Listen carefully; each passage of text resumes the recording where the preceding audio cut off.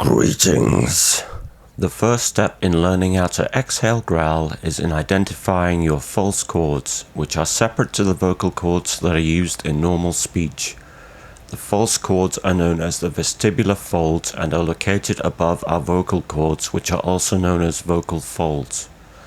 Whether a person is genetically male or female, this does not make any difference. Every person is born to have these false chords, and unless they are not present, one can learn how to growl. Method 1 is to identify the feeling and placement of the sound produced when we sigh. Pause the video and try it yourself and notice how it feels and where the sound comes from. Method 2 in identifying where the false chords growl emanates comes from when we can get angry. A growl is a sort of primitive sound, and anger is a primitive feeling. When a person is angry, it stems from being exhausted in knowing how to accomplish using logic, and the desire to accomplish turns to an animal impulse to use strength. In effect, we are animals.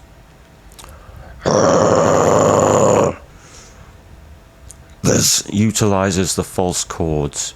Pause the video to try it yourself and notice how it feels and where the sound comes from.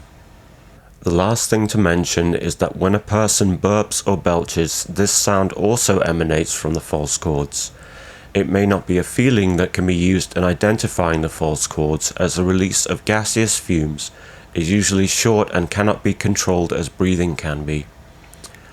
When growling, breathing has exactly the same importance as it does with singing. It is worth looking up breathing techniques if you are interested in producing a more powerful sound. With the two methods mentioned, I taught my brother how to growl. He sounds like Batman. False chords and vocal chords can be used simultaneously. Everyone is unique, and when I combine a growl with my normal voice, I sound a bit like a truck driver. Mastering the growl will give you a varied vocal ability, just like with normal speech and singing techniques.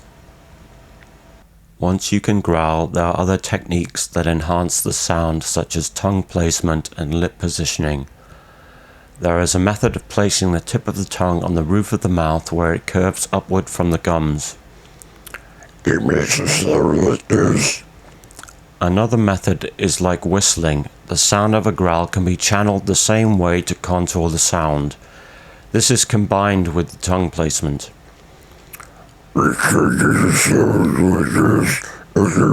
Indistinguishable sound. YouTube subtitles have a hard time. Keep looking up videos and practicing. You can get there. I've been growling on and off for about 20 years, and it's a bit like riding a bicycle for me. Thank you for watching, and farewell.